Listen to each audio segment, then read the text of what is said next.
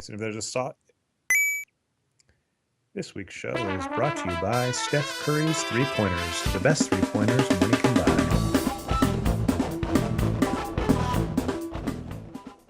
Welcome back to another Boxscore Geeks show. This week we'll be talking, of course, the playoffs and how to end a season in a manner that makes you feel bad. I'm your host, Dre Alvarez, aka Nerd Numbers. With me, as always, is the original Boxscore Geeks himself. Boxscore Geeks himself, all of them. I guess you're plural, Patrick. Patrick Mitten, who you can find on Twitter as NBA Geek. Give a shout out, Patrick. Hey. Well, is that was I supposed to do more than I don't know? Hey, that's like Tim. That's Tim Duncan-esque. Hey, you remember me? You did the job in a very efficient and boring fashion that the fans will probably criticize you for. Are you on camera this week, Brian? I am, and this is probably the first time Patrick's ever been accused of being boring. So we're gonna have a good show today. What? What I do like about brevity equal boredom. All right. By the way, one thing Patrick. Very good point. That I like about you on the show, Patrick, is I never have to worry about if I should mark the show explicit or not when I'm putting it on iTunes. If you're on the show, it's just an auto click. This sounds like a challenge. No, I like your cursing. All right. So, by the way, a topic we're just going to talk the playoffs. And we'll get into it in a second. One topic. This was hilarious, and apologies, you will hear me typing in the background. But I want to give a shout out preemptively to Brian. And you showed up in some hilarious, I would argue, comments on last week's show, Brian. I actually just have to read them out loud to you. And while reading them out loud, explain even more respect for you. So I always get the name. It's Papa Car. You've told me how to say it in the comments. I know I completely butchered that, so apologies again. But they said, please involve Brian more in the discussion. His comments on questions are brilliant, and he has a radio voice to boot, which was awesome. Then last week's shout out, John Floyd 6675. I'm going to beat you to the punch on the explicit, Patrick. He said, I like Brian too. I bet there are very few people who are like, man, fuck that Brian Foster guy. That guy is such a fucking asshole. I'm getting ambushed here. He's very inoffensive. And then the very last one, which was Benji Hopper, said, wait, is Brian as good as we think he is? Or is it just his low usage making him look good? So I will give a huge shout out to Brian and say, basically, Brian produces the show. He's why you see the graphics in the background. He's why you see myself and Patrick all up at once. I tried to actually do a podcast with EJ Fisher on Nerd Numbers, which is like one of the two things I'll put up a year. And Google Plus by default, it's the worst director in the world. It'll just randomly switch cameras between people. It makes no sense. So Brian's doing a lot, and I actually have respect for you, Brian, to be able to hop in, because you can tell when I try and like type stuff and look stuff up, it's really hard to talk and do that at the same time. But yeah, as much as you want to be in the show, by the way, we're not keeping Brian off camera out of some meanness. It is because he's producing it, and I have a lot of respect to be able to do both at the same time. Oh, I appreciate those kind words, Dre. Yeah, I have to agree with the low usage comment. It helps me quite a bit. It's really hard to do what you guys do and do all the talking. There's a reason why the guys that talk the most are called the talent. I'll just say that in show business. So I'm not going to say you're not the talent. I'm going to say I completely understand why you don't talk more, because it's really, really hard to like. One of the things that we've seen happen is when I ask you to talk without knowing, sometimes you'll leave yourself muted because it's hard to like juggle 4 or 5 things at once. And I gave you crap about that. Catch me off guard. No, that's fine. All right. We'll see. So anyway, Patrick, good. Did you send a tweet or something? I just sent a tweet around that I think Brian should try to keep handy. All right. Okay. So anyway, we talked about your preseason bets last week's show, Patrick. And the funny thing is that you kind of pointed out some people didn't notice that, the Wolves actually looked better. And you pointed out, hopefully there's a link I can put in the show where basically Flip admitted as soon as Rubio got injured, he was tanking. I'm sorry, but if before the season you predicted that the Kings would win more games than the Timberwolves, before the season, you're a moron. I'm sorry. You're a moron. No way. No fucking way. It's crazy. I mean, Rubio going down was basically a 15-game swing. and that's without all the shenanigans of Flip basically trotting out lineups the last 20 games where he wanted the team to lose. Like they literally came to town sometimes with 7 active players and grabbed a guy from the D League to play because they didn't want to reactivate, Kevin Martin or somebody else to play as a competent 8th man. Like that team, like once it became clear the Rubio injury was like not just 4 weeks, Flip absolutely positively pulled the tank Flip, and much worse than what we accuse Philadelphia of, because at least Philadelphia was trying to evaluate young players, whereas Flip was often just putting out players there that he knew had no chance of winning. When he had a healthy player on the bench, he could have. I mean, Philadelphia, let Jay Rich play. Like Jason Richardson played like a lot of games, and even after Noel became like a really good player, Philadelphia still kept trotting him out there. I mean, it's not that Philadelphia was. I don't believe that Philadelphia was trying to tank on purpose, with the possible exception of like the last 4 or 5 games where I think Noel didn't play. I think Philadelphia was just more like, well, we don't really give a shit if we win, and I'm certainly not going to pay extra money to win any games by like paying somebody who can play ball. But what Flip did was basically, I mean, it was over like a 25 game stretch, and it was a 25 game stretch equivalent of that year where he let Mark Madsen shoot 7 threes in a game. It was just despicable and disgraceful. Well, one thing I get kind of annoyed about this just in general. So the very last night of the season, which we're definitely going to talk, which had severe implications in the West for playoff seeding, for Patrick steak dinnering. In the East, there was a controversy. Well, not a controversy, like an opposite, which was, I forget who they were playing, but basically the Miami Heat were in such a situation where like they both wanted to lose. Like both teams wanted to lose the last game of the season because it had implications for tanking. And one of the things that just bugs me about, the NBA in general, because, we, thanks to March Madness, we've been complaining about treating athletes incorrectly. I'm watching another ESPN 30 for 30. I think it's called The Best There Never Was, that is about Marcus Dupree, and I'm getting even more mad. It's like, you can't be upset with teams doing things that you set incentives for. It's the same with like flopping and fouls. It's like, you can't get upset about hack-a-shack when you set up the rules so that they're there. It's like, and NBA teams don't even have an excuse because they're the board of governors, they're the owners, they make the rules. So it's like, you can't be upset with your stupid rules when they're your rules. It's not like they came out of nowhere. So no, but I think I, as a fan, can be upset that you absolutely should have those rules in place and allow that to continue. And I am it is not fun to watch. I mean, literally, to watch Minnesota go out there and lose on purpose against fucking LA is not fun, right? I mean, that's just it's insane, and it's. I didn't watch very many Timberwolves games, but I did, pop in every once in a while just to kind of. Basically, it was the Andrew Wiggins check. Hey, let's see how Andrew Wiggins is playing. So I would watch like 1 to 2 games a week to see how Andrew Wiggins is because everyone's talking about him all the time, and I mean. Honestly, I don't quite agree with the hype about him. I agree he has a spectacular dunk every once in a while, but I can't quite see why everyone thinks it's so fun to watch Andrew Wiggins, because it's really not fun to watch a guy who is clearly overmatched at this point in his skill development. I mean, there's so many flaws in his game, and to watch a team, this is another spectacular way they're tanking, by the way, to watch a team basically give the ball to that guy and say, hey, make something happen, and do that over and over and over again when he's clearly not got the skill set yet to do that, right, is it's not fun. I mean, even if he posterizes Rudy Gobert every once in a while, it is not fun to see that guy sort of get set up to fail so much. I mean, when you look at Andrew Wiggins' game, if Minnesota had set the goal this year of like, let's try and make Andrew Wiggins a real 3-and-D guy, a guy who can shoot the three, put the ball on the floor with like 1 or 2 dribbles to go to the hole occasionally, cut off the ball a lot, and otherwise, play good defense. And that's all we're going to expect out of the guy. He probably would have had an amazing rookie season.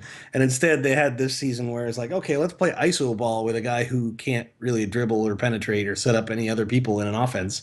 And you get this. And I'm sure Flip will argue that, oh, yeah, but we did that to further his development down the road. But as so many people, including David Thorpe, have pointed out, that's utter bullshit. I mean, there isn't like concentrating on one or two or three things to make a player better doesn't mean, oh, he's never going to be any good at all these other things that we didn't concentrate on right now. That's crazy talk. So to say that, like, okay, if I just concentrated on Wiggins' 3-point shooting and his defense and cutting off the ball, then he'd never become a good ball handler is like where the fuck does that logic even come from? It wasn't fun for me to watch Andrew Wiggins as the rookie of the year. I get it that it's really exciting to watch him posterize play people sometimes, but the reality is he posterizes far fewer people than he would if he was in a functioning offense with guys like Rubio that could get him the ball. So I don't really see why people thought he was so much fun to watch. So by the way, I'm going to steal the mic, and I'm going to get two tangents in, then we're going to get to the Spurs. The first one is actually funny because, we always bring up wrestling on the show. Brian and myself, like I said, an off-season topic is going to be about our trip to WrestleMania. One of the most famous eras in wrestling is called the Attitude Era. I was actually listening to some kind of behind-the-scenes people talk about it, and they basically said that's just heating a region, which in wrestling the term is, this was like a soap opera. You make every single week, you have to tune in the next week. Something huge happens. And they say that's problematic because, well, that temporarily gives you a ratings boost in wrestling, soap operas, whatever. The long-term effect is your audience just gets burned out because you can't top yourself and they get sick of it. And I feel a lot of the players that we consider exciting to watch, Allen Iverson as an example, right, are the same way, which is, as fans, yes, it's very, very exciting to see Allen Iverson or now Andrew Wiggins do an amazing play. Well, if that's all that happens every week is eventually you've gone, well, I've seen that before. I've seen that amazing dunk. I've gone to YouTube and I've watched that 10 times. I don't need to go back to the game to see that. I want to have a good game experience. It's the same thing, right? If I just have something exciting happen on wrestling, I have a guy fall off a cage every week. Well, eventually I go, well, this wrestling's boring. The storyline's boring. I don't care. And I've seen that. There was like an era in wrestling where it escalated absurdly and people in like every match, like it wasn't it the WCW that did it where it was like all of a sudden every match is guys cutting their foreheads open and bleeding everywhere and you're like ECW was the infamous at some point like somebody's gonna have to fucking chop off a limb in order to get the audience interested in what's going on, right? Exactly. And sports is funny, and that's what was funny is because all these people look back at that era with such awe, and what they were saying behind the scenes is, and I thought this applied to like star players that have like posterizing things, and they said the reason that couldn't last is because you just heated it and you didn't have anything sustainable. And I feel it's the same for basketball teams. You have an exciting to watch player that gets people for a couple games. And then after they've seen all of Allen Iverson's amazing moves or they've seen all of Andrew Wiggins' dunks, they go, all right, well, the team's losing. I'll come back when they win. All right. On the note of sustained greatness, I just wanted to make sure I got this in before I forgot. I wrote an article about it today explicitly so we could talk about it on the show, which is the 2014-2015 Golden State Warriors. By the way, anybody just ahead of time, even though I've taken a back seat and said, I'll back off on Klay Thompson, calling Klay Thompson either the linchpin of this team or a brilliant move beyond this team is just stupid. This team is ridiculously good. It's what I wrote today is basically this is the best contemporary NBA team. There has not been a team like this since the 1992 Bulls that has existed in a league with both 20 teams, unrestricted free agency, and the three-point line at I think it's 23.9 feet, except at the corners. This has happened twice in the history of the NBA. That's absurd. If you look at how this team is different from last year, so there's a couple possibilities. One is that Steve Kerr's been doing something brilliant. Another is that this would have happened anyway, and Steve Kerr just happened to be there at the right time as players like Harrison Barnes and Klay Thompson sort of, Barnes and Klay's shooting change is remarkable. Yeah, I'm getting it. Okay. But these players like Barnes' third year, Thompson's fourth year, they're kind of hitting the hockey curve in their progression, right? And you can say, well, if Mark Jackson had stuck around, he would have benefited from that too.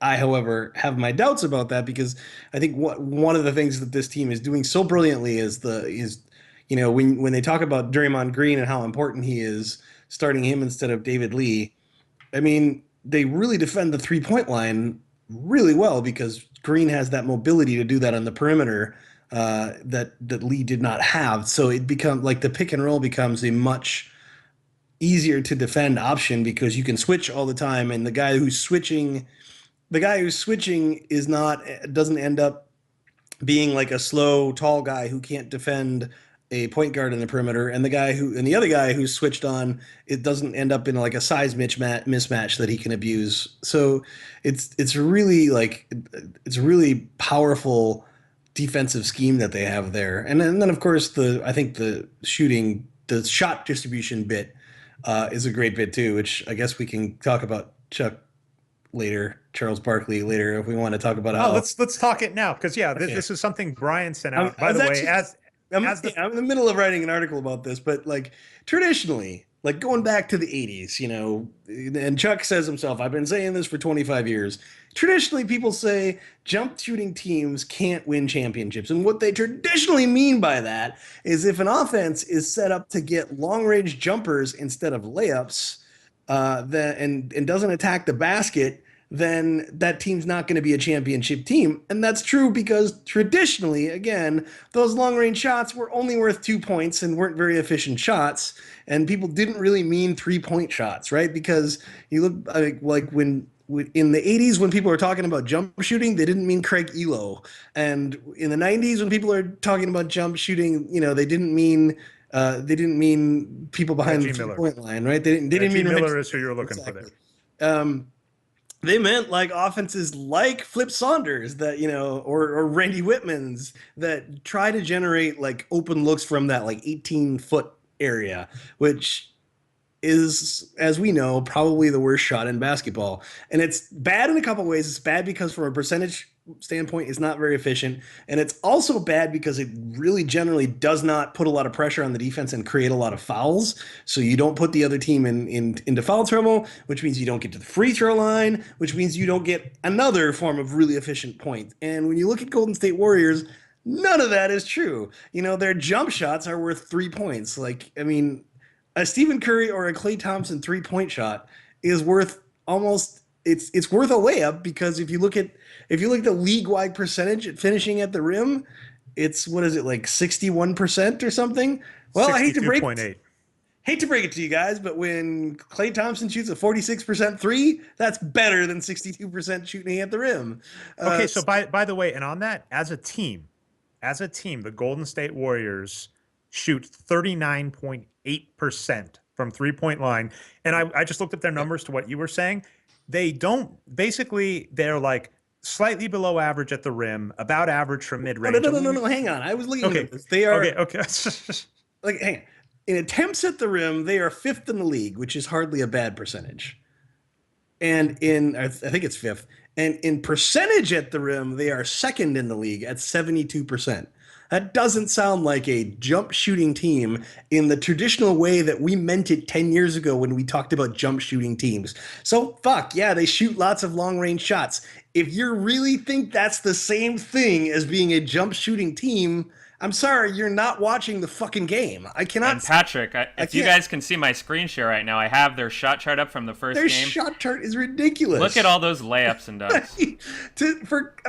I'm sorry, there's no nice way to say this, Chuck, but if you think the Golden State Warriors are a jump shooting team, you are not watching the fucking game, which is something he loves to say to us all the time. You get analytics, get your heads out of the book and start watching the game. It's like, fuck you, dude. You're not watching the game if you think this is a jump shooting offense. But by the way, because I've looked at this all year and I'm looking at it again. The Golden State Warriors 3-point shooting is ridiculous. And that, by the way, that was one thing we've been saying forever about jump shooting teams, and what is ridiculous that teams just didn't seem to realize is the 3-point line is a cheat code. And the Warriors both take advantage of it as a cheat code and have players that are really good from beyond it. So yeah, they regularly trot lineups with 4 guys that can shoot 40% from 3, along with Andrew Bogut to just clean shit up. Right. And it's really a cheat code. And And what's really so deadly about it, and one of the best things that Steve Kerr has done, and so Kerr and Budenholzer are like the only ones in the league right now that are really taking advantage of this, is the best 3-point shooters are also the guys setting the most picks, which is kind of a revolutionary thing. You look back at like Reggie Miller as an example. Reggie Miller didn't set a lot of picks because Reggie Miller was running around picks. They were always, running plays to get Reggie Miller free around a pick.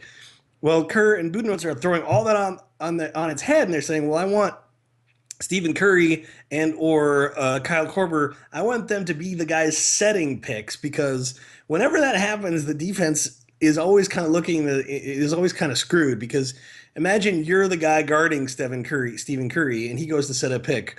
Well, you can't really you can't jump out or play. You can't jump out to like protect the pick because your man Stephen Curry, and you can't play ice because your man Stephen Curry. So you're kind of screwed. You have to play the pick and roll defense very, very sort of straightforward and honestly, which puts the defense in a hell of a quandary because then the guy that Curry is setting a pick on, he's also in that situation where he knows, well, okay, I know Curry's man isn't going to help me out because he's on Stephen Curry. So I have to really try really hard to stick to Clay, and I can't go underneath this pick because he's Klay Thompson. So all these situations get created constantly by that offense.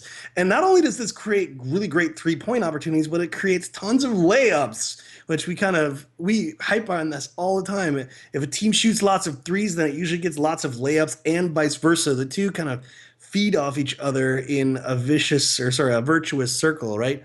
If you're shooting lots of threes, then your penetration opens up lots of threes, and because you have all these deadly 3-point shooters around, when you penetrate, the help defense can't collapse as hard, which again creates layups.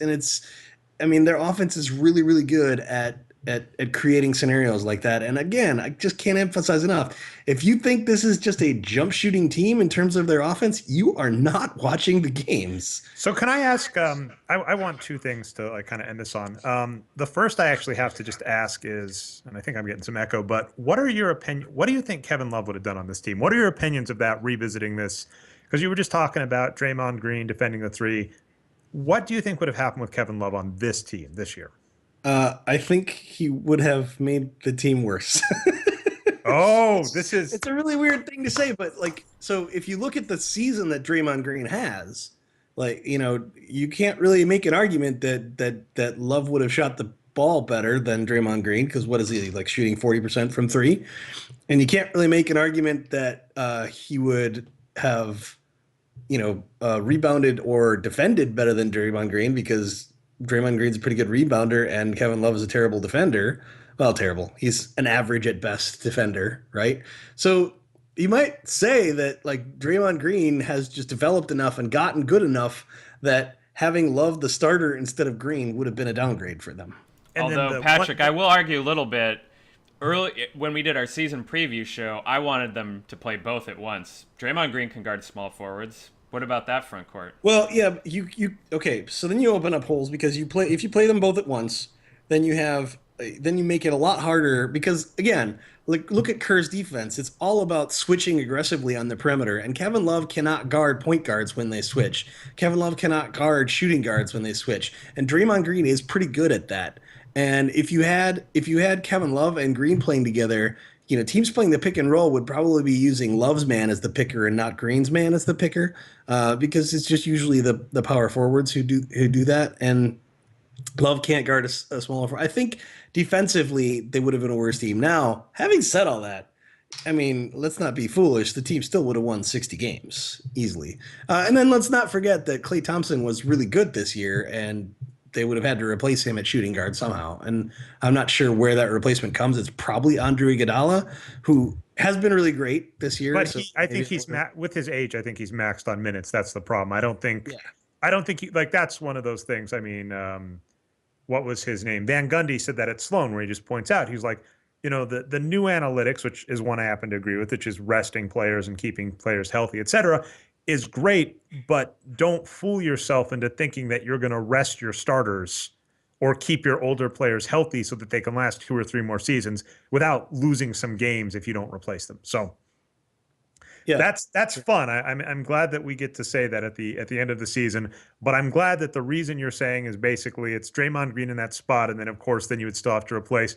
And so, by the way, this is an example of just a case of, I guess, second derivative advanced analytics, where step one you can compare two players, X is better than Y, and step two is you can actually make second arguments like age, contract amount, team fit for as to why they matter. All Yeah, right. sure. I Well, mean, like the analytic only tells you what, it doesn't necessarily tell you why, right? And you look at the whys, I think that Green is a great fit. And who, I mean, seriously, who knew that Kerr would be able to do so much min-maxing in this roster? You look at guys like Harrison Barnes, who, who would have thought he would have like started basically every game and been like a star level small forward? I don't think anyone really predicted that. And yeah, that's kind of absolutely. crazy. All right. So the other similarity so the 92 Bulls had the exact same record. Like I said, that's it. Those are the only two teams with the current 3-point line in the so-called modern NBA. There have been changes to the rules, et cetera, since. So kind of the Warriors kind of stand on their own, in my opinion, Yeah. which is amazing. Just to, as much as you might see me hate players like Westbrook or Clay, I do get excited about amazing things or things that we don't see. So like Well, that's why I got excited. yeah. And speaking of amazing, like as good as Steve Curry was last year, it's like this year he was like, oh, there's a sixth gear on this engine. Well, let's use that shit then. I mean, Steve Curry just kind of went nuts this year, right? I mean, Absolutely. I don't know that anyone predicted Steve Curry would be this good. I mean, everyone obviously knew he was going to be an all-star and, you can even say all NBA, but I don't think anybody in their right mind predicted that Curry would just basically, turn on, the Sony hack to give his player rating like 150. I mean, he's been absolutely insane this year. And I mean, By the way, I'm looking at him from what you were saying. This is freaking stupid. Okay, so first two seasons, he's a good player, not great, fine. Third season, he turns into borderline star. Fourth season, borderline star. What you get at the end of 4 seasons, end of his rookie contract, you look at the Warriors and you say, good job for a good contract. You got a borderline star player. Congratulations. 2014, like you said, boom, star player. Oh my God, Warriors, most enterprise contract. This year he did it. Most improved player. I'm going to have to look at this. This is an absurd amount of growth. Think this sounds crazy, but I honestly think Steve Curry should win the most improved player award. I think it's Stephen Curry, actually. I was gonna ask you that, Brian. By the way, we're notorious, myself way more than you, Patrick, for occasionally mispronouncing players' names. It's gonna take me a long time, by the way, to get it as Ewing. I've been saying it in my head as Ewing for 20 years now. So I'll try and get to saying Ewing, but yeah, is it Steph Curry or Steve Curry? Steph. I mean, I know this. I just say it because I say it for the same reason that people call me Pat all the time, even though I fucking hate it. Right? It's like whatever.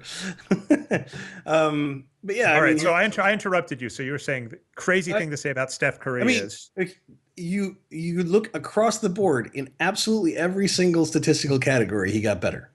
I mean, his shooting, his percentage shooting stayed about, got a tiny bit better, but stayed more or less on his career average, but with more attempts. And then his assists went up and his turnovers went down and his steals went up and his personal fouls went down and his rebounds went up. And I mean, it's an insane season, right? I haven't looked yet, but I'm pretty sure this cracks the top 50 all-time seasons. Actually, I just checked. So this is crazy. He doesn't quite beat him, but this is only worse than one of Michael Jordan's season. Michael Jordan in 1998, 1999 had a wins per 48 or pop 48 of 9.1. That's 9 points a game. That's on his own. Michael Jordan was almost, the margin I looked at for the Warriors was their point differential was 10 points a game. Michael Jordan in 88. Right now, it looks like this season is about 25th of all time. He is, like I said, he is Michael Jordan level. He is, in fact, significantly better. This I didn't put this in the article today. We'll put it on the show. Michael Jordan in 92, which was the season the Bulls, the only 2 years this has happened in the modern NBA without the shortened 3-point line. Michael Jordan was actually the second best player behind Horace Grant. I just wasn't in the mood for the backlash in the article today. But I'll put that on the show. No, Steph Curry is playing Michael Jordan level on one of the best teams of all time. The last note I'll give playoff wise, obviously they're not in trouble, right? Anthony Davis showed he was Anthony Davis, but the Warriors still won.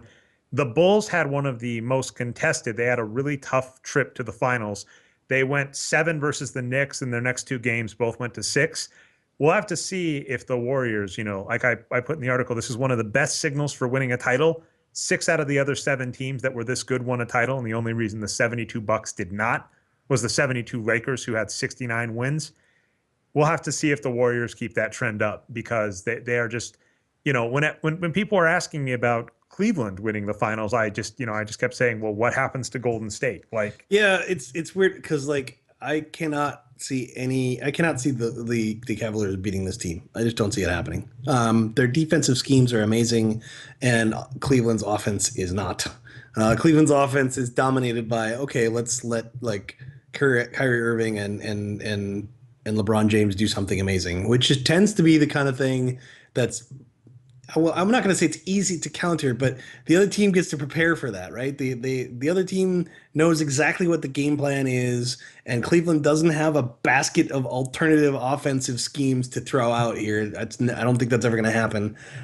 It's really, really hard for me to see Cleveland beating Golden State Warriors in a 7-game series. I think if Golden State doesn't win, they're going to lose either to a team from the West or to the Hawks, and even the Hawks don't look like the team they looked in the middle of the year.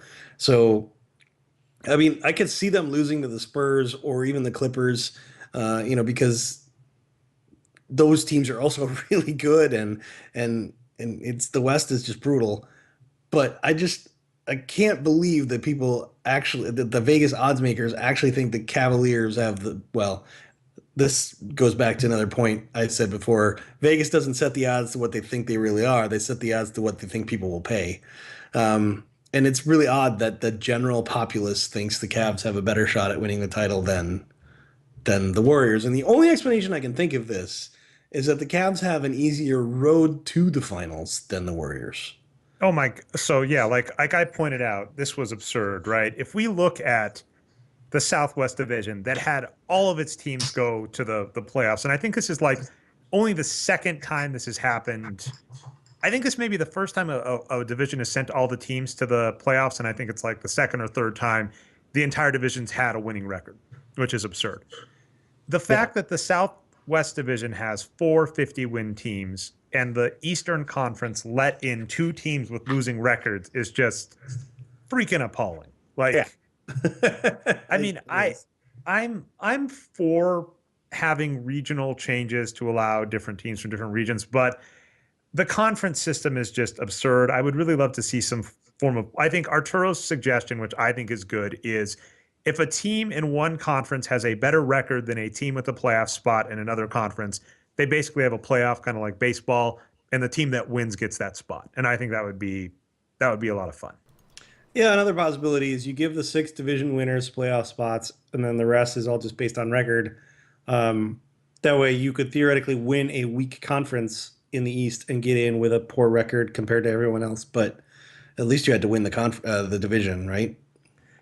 Yeah, well, I mean, if we even look at that, right, the Raptors, I made a joke, so I got through watching Daredevil. I binged watched it on Netflix. It was good. But I said, it started really strong, then it kind of coasted, then it kind of ended meh. And I said, well, basically it was the Toronto Raptors this year. And so the Toronto Raptors, 49 wins, I'm okay with them in the play. To your point, that's actually brilliant, right? I'm okay with a 60, a 53, and a 49 in the playoffs. And then the NBA already does the better record gets home court. So if the Toronto Raptors are playing, whoever's on the bottom there, they're going to play, they're going to be the worst seed. So they're already going to be down somewhere. But yeah, it boggles my mind that the Atlantic Division gets 2 teams in with losing records while the Thunder stay home. That is, I'm sure that boggles some people's minds in Oklahoma too. All right. So by the way, on the note of the last night, the San Antonio Spurs, I want to talk this because you said something, you teased me pre-show with this. And then of course I blabbered on about everything else from WrestleMania to Daredevil instead of letting you finish that thought. But so very last night of the season, just to pour salt in the wound before we get onto the playoffs even more.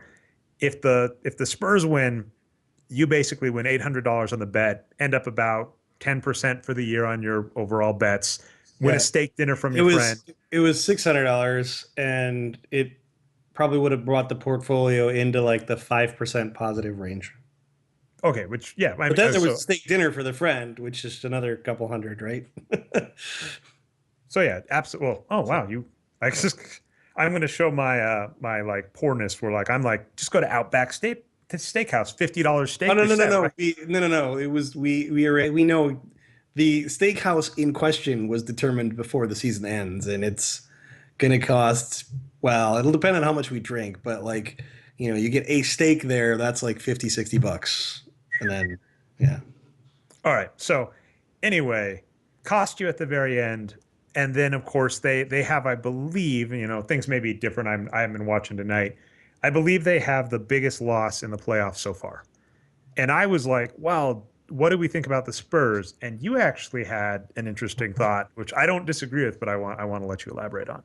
Yeah, you said that was the most surprising loss in the playoffs, And and what I will defend is it was the magnitude. They lost. It's the biggest loss in the playoffs. what was But it, 16 points, I think it was 17 15 points? or 16. Yeah. Yeah, which isn't that big, by historically, but basically, and I feel like there was an article maybe on Grantland about this, or was it Grant? I think it was Grantland. I mean, the Clippers went 14-1 or something to end the season. I mean, the Clippers are a really good team, so they went 14-1 to end the season, and they're at home. It really shouldn't be all that shocking that they won game one. And sure, it's a little shocking that they won by 15, but I mean, not like, oh my God, I can't believe that happened shocking. And It was, by the way, DeAndre Jordan got 14 rebounds and 4 blocks. So I'm holding firm on my DeAndre Jordan MVP rant. So Call me when he scores some points, Dre. Come on. shut up. You're and I mean, fired, Brian. and This is why you're not on the show more. Sorry. All correct, right. correct me if I'm wrong, but Chris Paul was pretty amazing in that game too. Chris Paul was Chris Paul. I think as long as Chris Paul and LeBron James are two players in the playoffs where you don't want them on the opposing team ever. Yeah, I mean, I think we're adding Stephen Curry to that list now too. But yeah, I wasn't that surprised, and then again, I think this was Grantland, in their round table, I think it's called, of the playoffs, and they also made the point is like, hey, you guys remember how the Spurs lost by 20 points to Dallas last year? Oh wait, you didn't remember that? It happens. I mean, sometimes they have bad nights, and the Spurs have had two bad nights in a row now, and I don't think this is a coincidence. Like that last game against the Pelicans, they didn't look very good, and that was on 2 or 3 days rest. And then they had 2 or 3 days rest before this. Okay, there's no statistical evidence whatsoever to back this claim, but I feel like when you have an old team, having rest is actually not always a good thing, because like I'm old now and I play like once a week, and that I am so goddamn rusty because it takes me at least 10 minutes of running up and down the court in the game to get to the point where I feel like my knees are normal, And I feel like if you're warmer, and then last week I played 2 games in the span of 3 days, and on that second game in the span of 3 days, my knees felt great because they were like, juiced up. They weren't cold and stiff from not doing anything all week long. And I don't know what the Spurs practice regime is like, but I do feel like there's such a thing as having too much rest, and then you're kind of rusty in the games. So here's crossing my fingers that the Spurs, do they play tomorrow? I hope they play tomorrow, and they get like, a little less rusty as the series goes on. But again, I don't think anyone should be surprised if this becomes one of those series where just the home team wins its 4 games and that's how they win, because they're both really good teams. The Clippers are a really good team. And one of the things we've kind of talked, this is another one of Arturo's points is, the shortened playoff slate, where the Spurs last year, like the first team in NBA history to really have a deep bench and rest their stars and win everything. But when it comes down to the Clippers' weakness is that, as far as I can tell, Doc Rivers just throws darts at the board or picks up his kid to get the bench of that team. But they have some really, DeAndre Jordan and Chris Paul are the best tandem in the league right now. So if you've got a shortened rotation in the playoffs and the Spurs, Yeah. their top isn't as strong as it used to be, if a few of their players, basically if you looked Boris Diaw, Tony Parker, and Manu Ginobili, kind of lining up with your point, by the way, didn't have great games. Well, then that means that, that's about as good as Clippers depth. And then Chris Paul and DeAndre Jordan are just going to win because they're the best two players in the game. Yeah, I guess having a weak bench isn't going to matter much if you can play your players, 43 minutes, which is what teams in the playoffs tend to do historically. Yeah, in particular, and that's advantageous to younger ones. And this is why I don't necessarily think the Warriors' deep bench is a big advantage, but it doesn't matter because their starting five is really fucking good anyway. So, by the way, I should have asked for both. So we did all our talk on the Warriors. I feel a little remiss that we didn't talk too much about the Pelicans. I think the main point that we all kind of agree with in the first game verified this is Anthony Davis is really, really good. That team is effing horrible. The Golden State Warriors are one of the best of all time. They already have a 1-game lead. What do you see the Warriors to Pelicans going, and who wins? I think the Warriors win in 4. Perfect. Okay, and now we're bashing, not bashing, but we're basically saying the Spurs are older, they're not as good, and it is rough because the Clippers are a really good team, and one of their disadvantages is being minimized in the playoffs. What do you think the Clippers versus Spurs go, and who wins? Oh, wow. I think that is going to go 6 or 7 games, and I think the Clippers are going to win. All right. I'm surprising. This sounds mean. I do like the Spurs, and as I mentioned, I had an interview with EJ a few weeks ago that I posted today, and he's the biggest Spurs homer. I love the Spurs. Yeah. Don't get me wrong, but I mean, for EJ, if I list the Spurs, he comes a running, and for Rich, I believe it's Rich, or I hope I'm getting his name right. But if I list John Stockton, he comes running. But the Spurs have won everything. They have even their young players. Even Kawhi has a Finals MVP. I'd like to see Chris Paul get a little further because I don't want to have another Steve Nash in a few years where I'm writing articles about how Chris Paul is one of the greatest point guards ever, and people give me the Tracy McGrady. Well, he never won anything, so I'm actually okay with Chris Paul getting some distance. And it's kind of interesting that we talked about the Pelicans because 10 years ago about that it was the same thing. Chris Paul was the only reason that the New Orleans Hornets were as good as they were. And Chris Paul was amazing, and Tyson Chandler was really good there for a couple of years, but then everyone else stunk. And it's pretty much exactly the same on this Pelicans team. You have an amazing Anthony Davis, and you have a couple of decent players, and then you have everyone else is terrible, especially that backcourt. My goodness. All right. So, by the way, another team, because I'm trying to find ways to organically jump around playoff teams, but I thought this was amusing. So, Mark Cuban, actually, I want to give a little bit of a tangent on Mark Cuban first. I love Mark Cuban for the NBA. And as I bring up wrestling, I bring it up again. I think there is a ton to be said for people that give attitudes to teams that give you an incentive to want to watch them beyond watching the game. And that's one of the things behind wrestling, right? Yeah, I was going to say, this comes from the guy who's a fan of wrestling. Exactly. So you'll see me get up and yell at Mark Cuban for stuff he says. Sometimes I agree. Sometimes I vehemently agree. Sometimes I think it's effing stupid. But I think just as a whole, that's what I want to make clear before I say is I think Mark Cuban is fantastic, even saying stuff like this, because I also know part of being a coach or GM or player on the team, right? We saw Kevin Love get lambasted this year for saying, well, I think, didn't he say Chris Paul was the MVP or something, or Steph Curry? No, he said Russell Westbrook was. He said West? Yeah, I'll give that to. Well, they went to school together, right? They went to UCLA together. Yeah, which makes complete sense. But he didn't say LeBron James. You're supposed to say your own team. So I actually am fine if an owner says something that we might say, well, that doesn't make a lot of sense if it's being Homer. So he basically bashed the Rockets and said they weren't a very creative team. They weren't a very good team outside of James Harden. And we've heard this kind of stuff out of Cuban before about system and the right way to play things. And that's how you win things. And I think there's parts to that, but I do think you need the talent first. And I found it amusing that he came out trash talking the Rockets, and the Rockets, took him down in game 1 behind James Harden playing amazingly. So, I'm curious, the Mavs this year were just rough because we actually had high hopes. This has happened like 2 times now where they have a midseason trade for a top guard from the East, and you're like, this is going to do something huge, and then they kind of fizzle. This happened with Jason Kidd when they traded for Jason Kidd. They fizzled out in the first round and like only won around 50 Yeah, games. but then the next year. Yeah, do we think Rondo's going to do something? I don't know what's up with this team.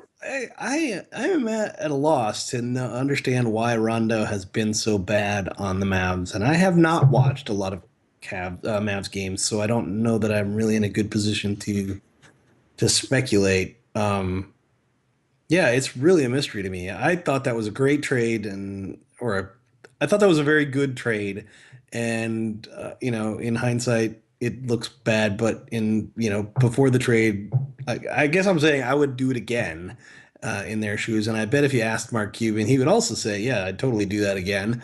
And it is a mystery to me, like why Rondo hasn't been good on that team. I think there is some element of Monta Ellis dominating the ball in ways that aren't good for Rondo's game. I find it interesting that everyone's asking Rondo to change his game rather than the other way around. But yeah, I don't really know why Rondo hasn't been very good in a Mavs uniform, but he really has not, and that's been the difference between they were on a pace to win 60 games, at the beginning of the season, and they fizzled out at 50. Yeah, it's just I guess I don't know, but I will also echo your statement that I like Mark Cuban. I think he makes a lot of really smart decisions. I think he has been a great owner for the NBA. I think without him, a lot of things that we love about the modern NBA would never have happened and wouldn't have existed. And I love that he, was one of the first owners to treat it as like a business instead of like a toy that he had on the side. But it's not working out for them this year. They, I don't think they can win 6 games in this series. So I think they're going to lose this series in 5. You mean 4 or whatever? So you won't even take it to 6. Okay, so 5. Sorry, yeah, I meant I don't think they can Yeah. take it to 6. Yeah. By the way, I one other question. I've I been think they're watching going to win really one home game. one. Yeah. Yeah. I was going to say, what do you think about the Rockets? I haven't been watching close enough, but Dwight Howard at the end of the season came back, was playing limited minutes, but was playing like a star. What do you think the Rockets' chance? We've already given our thoughts on the Warriors, but like I said, the Bulls had the same situation. They were a great team, but they still had a tough road to get to the finals. What do you think about the Warriors' shots the rest of the playoffs? Or not the Warriors, the Rockets, apologies. I feel about Dwight Howard, I feel the same way that I feel about Derrick Rose. He's burned me so many damn times. I keep saying, if we've got the Orlando Magic Dwight Howard back, then holy shit, the Rockets look like a really good team that'll go all the way. But how many times have I thought the real Dwight Howard is back only to see something else happen to his back or his ankle or something? So I don't know. I'm gonna hedge myself and say that I think the Rockets are really good, but they're not gonna beat Golden State. All right, and then what? Let's see. They are the 2nd seed. So what do you think? Okay, so let's get to the last series. I don't really care that much. This sounds really harsh to the West, but Portland versus Memphis, I don't have, and I think part of that is their market. I'm not going to lie; they just don't show up in the main media as much. Portland lost one of its best players with like 15 games left of the season. So losing Wesley Matthews was a huge blow to that team, and I think that definitely turned them from being a very good team to a okay good team. I can't see Portland beating Memphis, and then I just don't think Memphis has the juice to beat one of the I think the winner it would be the Rockets. It would be the Rockets. Wait, no, you're right. It's the 4th seed, so yeah, they would play Golden State. You're right. So basically, who cares? Neither team's beating Golden State. I really don't think either team has a candle's prayer against Golden State. But I would also say that I think because of the Matthews injury and all in the general state of the Blazers and how banged up they seem to be, I don't really see them winning 2 games either. I think that'll be another 5-game series. All right, and By the way, actually, I don't mind keeping. I like getting us out around about an hour. So let's just run through the East. I don't care. I'm not going to lie. I've done this many, many times. There have been times I have to write up playoff like things. I've done Oh less and man, less of this, but like write up playoff stuff for the East, and I just don't. I don't care. I think the Hawks. yeah, the East I is want. so colossally boring, isn't it? Like, I mean, the Is there Cavs any? kind of can be interesting because it's fun to watch Kyrie Irving and LeBron, and it's definitely fun to see if Kevin Love will be a good player in the playoffs. Because it's his first time, and generally the first time around players aren't. It takes some getting used to and how the play is different, but so far it looks like he's doing just fine, and it looks like they're prospering. Like for Love, for example, one of the things would be concerned about as his coach is that he gets so many of his points from getting to the free throw line, but he might not get the calls in the playoffs. But so far, he seems to be doing fine. By the way, I think the Otherwise, one other team out east. Sorry, I love autoplay on NBA.com. By the way, I love when I want to just look up a quick box score to talk about on the show that I get to hear about Home Depot. And then it's really hard to try and talk to you at the same time while I'm hearing about the great, great deals at Home Depot. By the way, Home Depot, your autoplay ad, it propagated to a podcast. Congratulations. I advise everybody to go shop at Lowe's or Menards. They're fantastic hardware stores. Absolutely great if you're out like near Chicago, which I believe, you're near Wisconsin. I think they might have Menards in Chicago. Fantastic hardware store. All right. man, and by the way, like that's the most annoying radio jingle ever, right? The Menards. It's like a Save big money at it's Menards. like a freaking It's like in cult your out here. head forever. It's I so love I, it. I I don't even live in the Midwest anymore, and I still have that fucking jingle in my head. And I would still rather shop there than Home Depot. But okay, so anyway, I was looking up the Bulls score. So by the way, what do we think? We mentioned the Hawks. Hawks versus what? The Nets. What do we think that's going to go? What, seriously? The Yeah, Hawks, I the just want Hawks to in click the Hawks in five. Hawks in five. Okay, Yeah, it'll be Patrick, this give it one game where there's like, one game to age. Another okay, so the team I want to talk about the Bulls, and this is something you actually. So I think this ended up working out for you, right? When Cleveland won the division. And basically, what you pointed out is they were killing themselves by playing Derrick Rose because he just wasn't very good. But then he got injured and was out, and it looked like they might. well, and then Butler got injured too, and that was like, yeah. So Butler erased that. But I'm looking at the box score for tonight's game. This is what I wanted to bring up. Derrick Rose, they're going to win the first round because they're playing a team with a losing record that's also banged up and also traded away one. Like the Bucks, if they actually get Michael Carter Williams to develop or get a real point guard and then actually get Jabari Parker back and age a little, can become a very good team, but they're not right now. yeah. But Derrick Rose is shooting 3 for 13 in the second game. And this team, I mean, the advantage they have is I think they can make it to the final. I don't think they're going to beat the Hawks or the Cavs No. if they let Derrick Rose play 20 plus minutes a game. And that's really rough, but I think the Bulls are going to Well, win. I don't think they would anyway. So, I mean, Ooh, even okay. if Yeah. let's be honest, even like the Cavs are a much better team, and the Hawks are a much better team, right? I mean, Yeah. But I'm basically putting their chance, like any chance they had. I think I'm even dropping it further. And what I'll just say is it's rough for that team for that to be the case. But every time someone says if Derrick Rose comes back healthy, look, we were on that bandwagon. I've been there 2 times. got We're burned done. twice, never again. We're done. Like, I'm sorry. There are only so many. I want someone in the comments, if you can do this, I'll shut my mouth or write an article because this would be fascinating. Someone tell me a star player, NBA player, and I'll even give you Derrick Rose's performance when he won the MVP. I don't quite agree, but whatever. Tell me a star level NBA player that had 3 or 4 major injuries in the span of 3 years that came back even close to the same level. You can maybe give me Grant Hill, but Grant Hill went from being one of the best players in the NBA. People may not realize this. He got more votes than Michael Jordan to an All-Star game. That's how good he was. Oh, he was MVP level before his injury. Yeah. Yeah, and he came back and he was a good, basically a good either sixth He went man. from MVP caliber to role player, good role player. Yeah, and I mean that's the point is you're not telling. And Derrick Rose at best could maybe be an average player, and I'm not. If you look at his game, right, Grant Hill did everything, and so it's like okay, well, if he accepts just giving up parts of his game that he was amazing at and focused on other things, he can be a good player. Derrick Rose is not coming back to be a productive player, at least not in the point guard role. And I doubt you're going to convince Derrick Rose to be like a small forward that doesn't shoot a lot. It's done. Derrick Rose is done. I'm sorry. All right. So on that note, even with Especially Derrick Rose, because, yeah, sorry.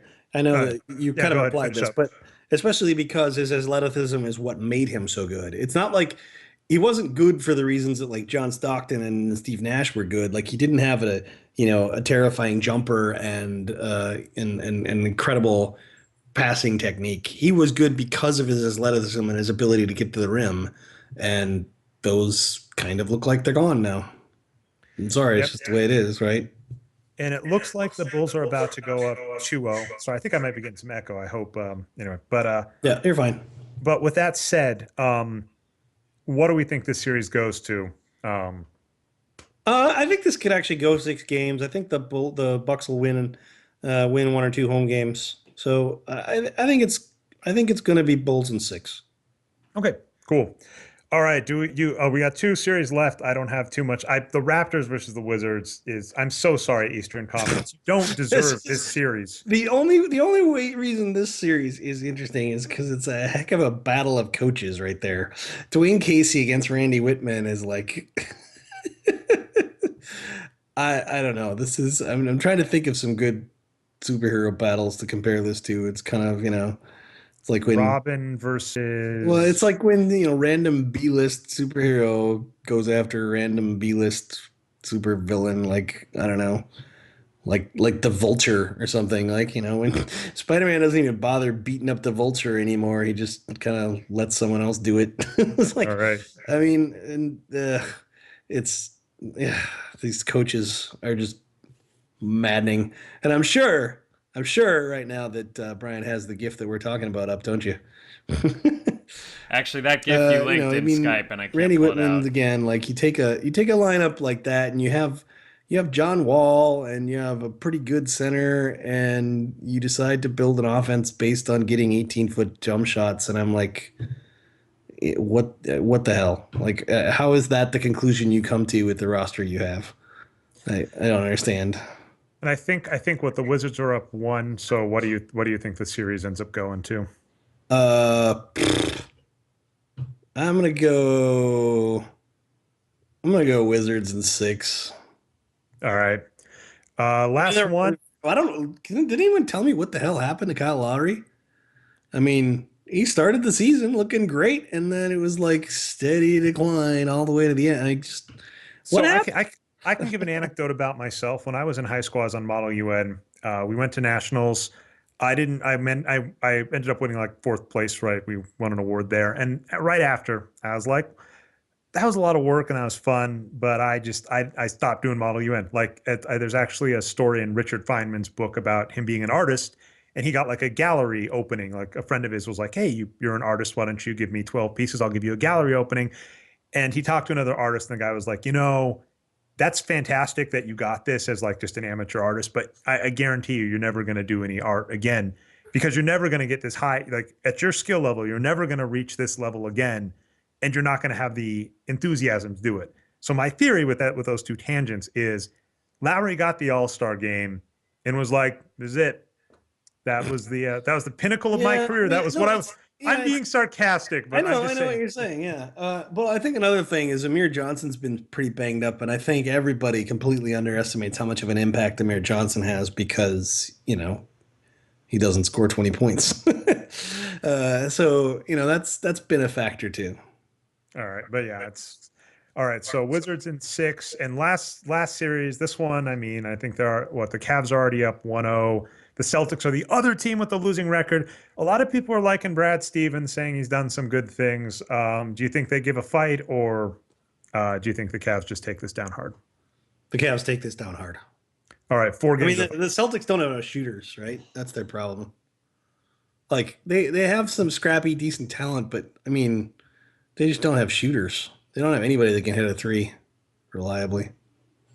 I have a bunch Well, I of should think about slightly that in the above average offseason, and players so at this I point. don't know what to interpret that. 4 or 5, Patrick, because on the show notes I want to write up all of your And notice I didn't even step out on a limb. I gave no prediction. So, Hey, how the hell did you get away with this? How did I become the guy being put on the spot here? I hate The predictions. guy who lost 2% of his money in Vegas this year is the guy making the predictions. Come on. All right, but 4 or 5. Sorry, 4 or 5. What's your What's that? 4 or 5 for the Cavs? What do you think? Oh, I'm actually.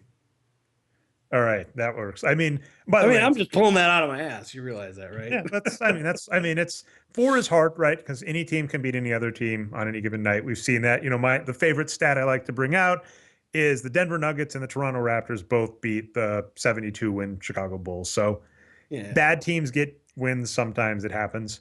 All right, so we hit every single team. I'm just going to take us to shout outs unless you have anything else you want to end on the playoffs, and we'll actually get out of here in about an hour. Great. All right. Shout outs. So actually, dang it, you give yours because I know mine, but I need to remember his name, so I need to look it up. So why don't if you or Brian has a shout out, say it, and then I'll give mine. Oh, I've got some shout outs, Dre. No shout outs. All right. Oh, I've got Wait, some what shout was outs, that? Dre. What was that? Do either you or Brian have a shout out to give? Oh, I've got I some have a shout outs, shout-out. Dre. I Oh, have a I've got shout some. out. Yes. All right. I would like to shout out 2 people. First, I'd like to shout out CJ Fogler, who is CJ0 on Twitter. He's always a great guy to follow. Give you like really cool gifts to watch, during the playoffs and stuff. And the second is to Steve Encherus, who is a beat reporter for the. Well, I don't know if he's a beat reporter or if he's just a blogger. He works at Wolf Among Wolves and among other things. He also does some graphic design stuff. I think he wrote at feelingsaren'tnumbers.com and stuff too. Anyway, he was the first guy on Twitter that I saw tweeting out the infamous Randy Whitman can't get his clipboard straight gif. And he tends to also tweet out lots of great stuff. Awesome. Brian? Yeah, I've got a couple, Dre. First off, I have to give one to Sean Kemp. I've got this article up from the Seattle Times right now. This is so petty on your part, Sean Kemp, but I love it. Yeah. Well, you got to have stuff like this every once in a while, but Sean Kemp apparently is going to or has already co-hosted a party celebrating the Thunder missing the playoffs. The zombie Sonics will live on thanks to Sean Kemp. So that's my first shout out. Yeah, there's a reason that guy's really popular here. My second shout out, though, is to Monty Williams, the coach of the Pelicans. We'll get some Pelicans talk in here. He said that the noise at Oracle Arena was out of hand in Game 1 and that maybe something should be done about that. There's regulations. We need to call OSHA. He was concerned. He seemed honestly concerned. And, of course, all the fans said, this wasn't even that loud. So, I'm worried. In fact, I even have a Vine here from a blogger. Here it is, the old school music they're playing. Monty Williams was not cool with his old school music. So then what ended up happening is, he's going to be in trouble tonight. I think it's the Streisand effect. I think that the crowd is going to go crazy. They're going to be way louder in Game 1. That place is going to be. That. Well, if Lacob has any business sense at all, he's going to turn this into like a contest to try to get the crowd as loud. Oh, Patrick, I have another link. You set me up so perfectly there. I'm showing some pictures of the thunder sticks and megaphones that they're going to be giving out tonight at Oracle Arena. So that's my shout out. Monty Williams got Streisand effect. Perfect. All right. So, and this is another just kind of tangential thing, but I want to give a shout out to Howard Scott Warshaw, who is actually the game designer who made E.T. the game for the Atari, one of the most infamous games in game history. And I just saw a documentary on Netflix about him. And what I actually really loved about this documentary in general is there's this narrative that like E.T. ruined Atari. And that just, they talked about it and that's not true. But this narrative got built up and basically this one guy took the brunt of all of this hate, even though he created some of the best games for the Atari back in the day. And I have to give a shout out to that because I find that happens in sports a lot too, where we have these narratives. We have this narrative that Michael Jordan willed 6 teams to 6 titles. And the real story about why those teams got those titles and why they won that many games is much more nuanced. It had some near misses and near hits and some key injuries and some key acquisitions, et cetera, et cetera. Mm-hmm. But the narrative overwhelms the actual story. And so I got to give a shout out to Howard Scott Warshaw, because this was a case where the narrative basically tanked the guy's career, because he was one of the most prominent game designers for the Atari. And then after ET, he's just one of the most hated people in history because of that. And the movie's really good. It's on the Atari. I forget the name. I'll put it in the show notes. Worth watching. It's called Atari Game Over. Yes, Atari Game Over. Fantastic documentary. Really, it is really good. It's really good. Yeah, if you like video games, if you like documentaries, it's really fascinating. Yeah, so check that out. Got the shout out. The second shout out I think I already gave earlier in the show is to the commenters on their fantastic thoughts. John, you get a second week in a row. You get a comment, a shout out. But for the great comments on Brian, of course, you get a shout out. We'll try and have you talk more when we're not having you do everything behind the scenes. But that's going to be mine. That's going to be our show. As always, if you found this without the site, we're at boxscoregeeks.com. You can find the show on iTunes and Stitcher at The Boxscore Geek Show. You can follow Channel Nerd Numbers, and I've got a playlist for all of the live. And if you want to keep up to date on the live shows and all the past ones, follow Channel Nerd Numbers for that. Follow Patrick as NBA Geek, Brian as Boxscore Brian, and myself as Nerd Numbers. And with that, hopefully we'll have a bunch of our playoff predictions, Patrick, come true, and we'll talk about them next week.